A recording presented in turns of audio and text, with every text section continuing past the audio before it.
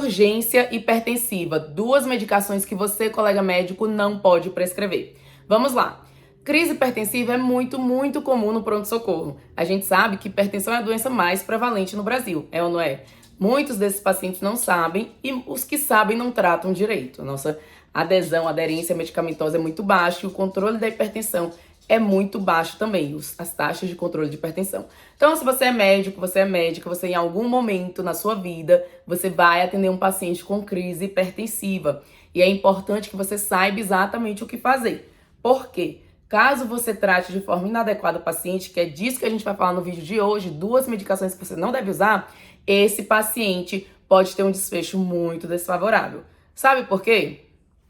Emergências hipertensivas vão acontecer.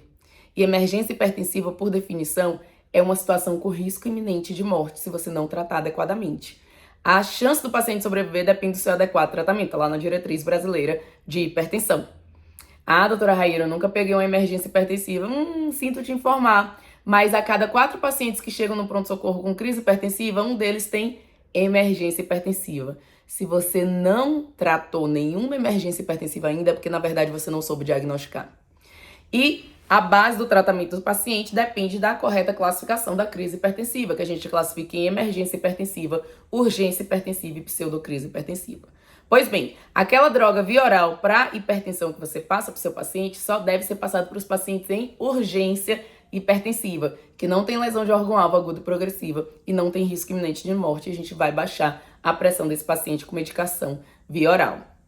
Percebe, colega médico, que a emergência hipertensiva é uma das emergências cardiovasculares. Doenças cardiovasculares são a principal causa de morte no Brasil e no mundo, então a gente tem que saber tratar. Se eu, como médica, não souber tratar o que mais mata no Brasil, então não posso atuar. Pelo menos isso você tem que saber antes do seu plantão, certo? Ah, doutora, emergência não é pra mim, não existe isso. Algum momento você vai atender um paciente em emergência. E você precisa estar preparado, porque situações de emergências cardiológicas não te dão a segunda chance. Pois bem, falando agora das emergências hipertensivas e urgências hipertensivas, nas urgências hipertensivas, a gente tem medicações que precisam ser usadas para tratá-la. Medicações corretas com via de apresentação correta. Porém, na prática, eu não sei de onde os médicos tiram isso, mas eles usam medicações que não estão adequadas.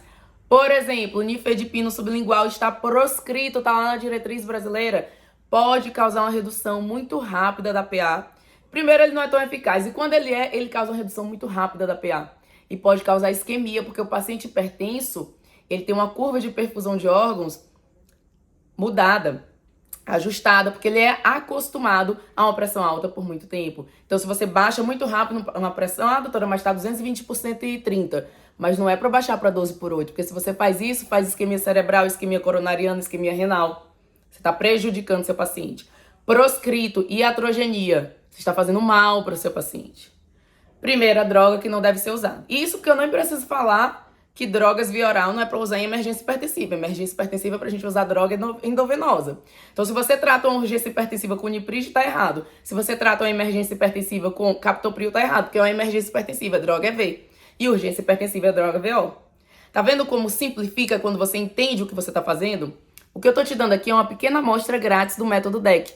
É um método que eu, Raíra, cardiologista intensiva, criei ao longo de todos esses anos de residência, juntando aquelas informações que eu recebi dos meus chefes, que são quem escrevem as diretrizes, né? Então, juntando aquelas informações que eu recebi dos meus chefes beira-leito, facilitando, tá, a conduta beira-leito e também, óbvio, as mais atuais diretrizes e trabalhos científicos. Então, é tudo embasado cientificamente, mas de uma forma descomplicada. Um passo a passo pronto para você usar no seu plantão. É isso que eu tô te mostrando aqui agora. Então, segunda droga que você não deve usar para um paciente em urgência hipertensiva, paciente nenhum, na verdade, com hipertensão é a furosemida. Pelo amor de Deus, não é para usar furosemida para hipertensão. Furosemida não baixa a pressão. Tem vários trabalhos que mostram que a furosemida baixa 4 ou 8 milímetros de mercúrio na pressão. Adianta?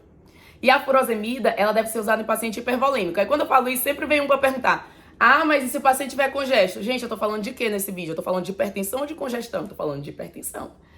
Ah, é um edema agudo de pulmão hipertensivo. Então, é um paciente com emergência hipertensiva, sala de emergência, niprid, furosemida, VNI. É outra coisa. Agora, o paciente chega com hipertensão pura, urgência hipertensiva. Você faz furosemida, tá errado.